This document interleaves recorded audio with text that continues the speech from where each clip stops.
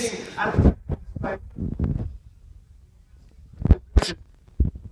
before we bring them out, there are just a couple of quick things. If you've got any food, please make sure that's hidden and out of the way. Also, avoid standing up suddenly in the middle of the display. There's going to be some birds flying very close over the top of your head, and we don't want any accidents. Also, today's demonstration is a very, very special one because we've got some incredible prizes to give out. This is my assistant just over here, Sarah, who's got some amazing prizes. Throughout today's demonstration, I'm going to be asking a few questions about the animals that we bring out. I'll ask you to put up your hands. If you get the question right and I've picked you, then Sarah's going to come over and give you some of those fantastic prizes. Other than that, all I need to know is, would you like to meet some animals? Good stuff, excellent. The first creatures we're going to meet today, I love getting out here. They're from a family that contains some of the most intelligent and beautiful birds in the entire world. We're going to go all the way across to the island continent of Australia to meet our first animal. Now, they are very, very loud and vocal. In fact, you've probably heard them already calling out the back of the amphitheatre. We're going to meet a male and a female. They're really bright. An interesting difference between the males and the females as well. Keep guys peeled, and on the stage, this, everybody, is Frankie and Freckles. Now, these guys are red-tailed black cockatoos.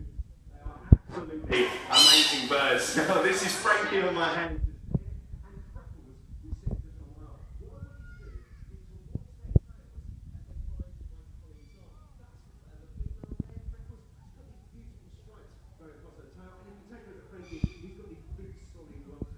Easiest way of telling the difference between these two birds. Now, then there's of the parrot family. Now, in the parrot family, there are over 350 different and they range in size from tiny little budgerigars you might have at home, all the way up to the huge hyacinth macaw, which you can see in ZSL London Zoo today. A few key through them right now, but in order to find out exactly what they are, I want you to have a think about parrots. Parrots come from places where there's plenty of trees around, lots of places where they can nest and they can find food. And they're also incredibly good climbers. They have two key features on their body that make them amazing at climbing. Is there anyone here, hands up, who can tell me what parrots use to climb? What's the first thing? Young gentleman just there. Their feet, absolutely right. They use their feet. That's a prize just over here, Sarah. Absolutely right. And what's the other one they use? Hand in the air. Their feet, excellent. And another prize just here, Sarah. Thank you very much. Well done. Their feet and their feet. And it is incidentally those two key features. Whiskers and long noses just at the top of that coat there. This is, of course, Mr. and Mrs. Rat. And these guys have incredible climbing and balancing skills, honed by survival in the rainforests of India. And these they use to run down the royal ropes that chain to the ship and sneak on board those vessels under the cover of darkness. Now, should the rats fall, it doesn't matter, they can swim even in the ocean for over 24 hours non-stop. They are incredible survivors. Okay. In the morning, Captain Mitchell woke up with a little bit of a headache and he set sail back to London and England without realising the unwanted cargo in the hold of his ship. Trying to hold onto the ship for me, brilliant stuff. Now, if you come this way, Captain Mitchell.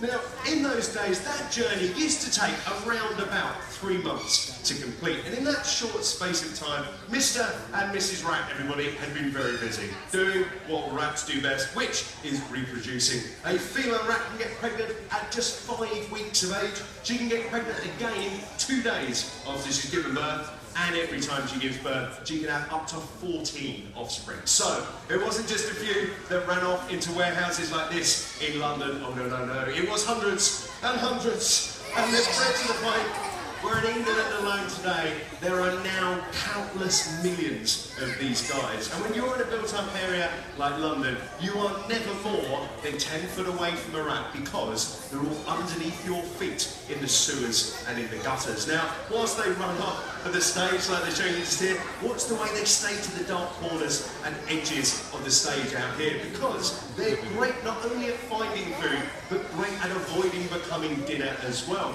How do they do this? Well, they've got eyes right on the side of their head. They've got massive ears, perfectly designed to pick up the first sounds that a predator might make. They can pick up on danger as soon as possible. There we go. I think they've been great, as has our captain. Let's give them a really big round of applause. Mitchell and our brown hats. Make sure their hands are down by their side. I want you to use once again your imagination. Let's imagine that you are no longer people, but rabbits in a field in Northern Europe. You've come out first thing in the morning to feed. You're looking around to see if there's any danger, but all of a sudden, Max appears. This, everybody, is our Eurasian eagle owl Max, the biggest species of owl in the entire world. And a supreme predator, ladies and gentlemen. He really is absolutely incredible. Now, Max here likes to hunt in relatively low light levels. He will do a bit of diurnal hunting, that's when he uses his eyes. But when he hunts under the cover of darkness, he needs to rely on senses other than his eyesight to pinpoint his prey. And Max, like all other kinds of owl, uses his incredible hearing. Now, just like me and you, he's got ears either side of his head, unlike you and I, they're at 2 different height levels, so he can work out not only the direction the sound comes from, but if you think he's got good hearing, well, the stuff he's going to hunt has even better hearing. We're going to show you how he sneaks up on his prey now. I want everyone in this part of the audience here not to look at Max, but to look at Brandon. Oh. Okay, stay looking at Brandon over there. I'm not going to tell you when Max is going to fly. If you've heard him, you've escaped. If not, you just became lunch. Okay, stay as quiet as you possibly can. You know what? Who heard anything? Anybody?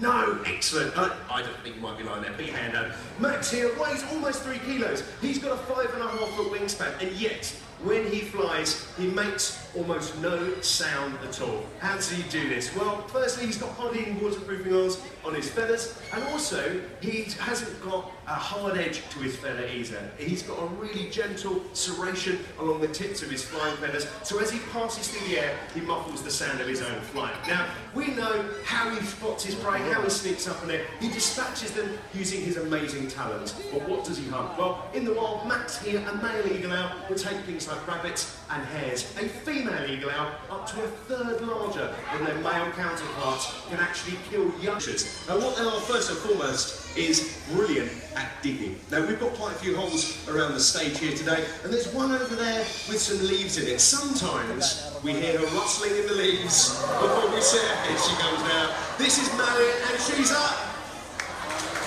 Absolutely. She does deserve a round of applause, you're right. She is an armadillo. She's a brilliant armadillo. She's a species called the large hairy armadillo. And you can see she's got a pretty hairy tummy just here. There you go. That's where she gets her name from. But of course, the key feature of an armadillo are those armoured, bony plates on their back. They're made out of a mixture of skin, bone and keratin, and they're very, very tough indeed. In between though, there's little bits of soft skin, so she's kind of a bit like a concertina. She can twist and move. Should a predator come and try and attack her, what she would do is flatten herself down on the ground so the animal can't get to her soft underbelly. But not only does that hard bony carapace there make her brilliant at avoiding danger, it means she's a bit like a bulldozer. She can charge around, knocking over rocks and logs and getting at all the bugs and grubs that are concealed underneath. Because she's so strong and well armoured though, she's able to do that with rocks and logs that other animals simply can't move. But the food stuff that is hidden underneath is completely hers to consume. The real good to their success though is that throughout the year they're perfectly designed to take advantage of whatever food stuff is more readily available. So during the winter months they'll take quite a lot of vegetation, sometimes as much as 80% of their diet. And then during the summer months it can be up to 80% insects. And they also take roadkill as well, and this is pretty disgusting, everybody. Sometimes climbing inside the dead carcasses of animals to get at all the juicy bits and maggots that might be there. Now, as she's walking around on the stage, you'll hear that pitter-patter sound. She's got really, really long claws. Ferocious and killer. Bob.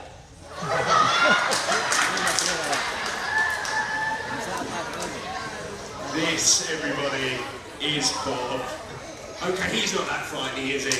Bob here is a very small bird called a burrowing owl. He's in fact more nervous of things eating him, so what he likes to do is to find a nice high vantage point to look out for danger from. So in the wild, that'll be an outcrop of rock, it might be a tree stump, or maybe even a cactus if it doesn't have too many large spines on it that might get in uncomfortable places. However, here in the audience area today, he spotted that gentleman's head.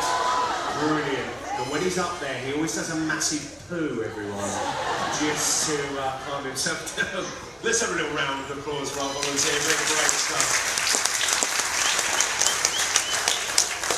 Okay, little Bob the burrowing owl has found his high vantage point. What's he doing up there? Well, he's looking out for danger with his brilliant eyesight. Should he see danger, he's going to do two things. First and foremost, he'll let out a really loud alarm call. That was all the other burrowing owls to the presence of danger in their vicinity. And then secondly, as his name suggests, he's going to hide away deep underground in tunnels and in burrows. But there is a bit of a problem for little Bob the burrowing owl, and that is he's not that good at digging. He but prefers to live in burrows already dug by other animals. And one kind of animal in particular called the prairie dog. Now, for those of you who don't know what a prairie dog is, they are essentially a great big fat ground-dwelling squirrel. They are found in huge colonies, sometimes, get this, numbering in the hundreds of millions. Well, if you imagine all those creatures digging away night and day, excavating lots of earth, creating lots of homes for themselves, but also lots of places that Bob the burrowing owl can live in as well. Now, they don't mind sharing their home because they've learned to listen out for the piercing alarm call of the burrowing owl, meaning they get a nice early warning system if there's danger around as well. And this relationship that they've built up in the wild really is the key to their success on the prairies of North America. We said that Bob here was a ferocious predator. We weren't lying to you, ladies and gentlemen. We never do here at Animals in Action. He's a ferocious predator of the grasshopper. And he's also amazing at doing a little jump in the air there. Fantastic. Trying out for the high jump, I think, there, Bob.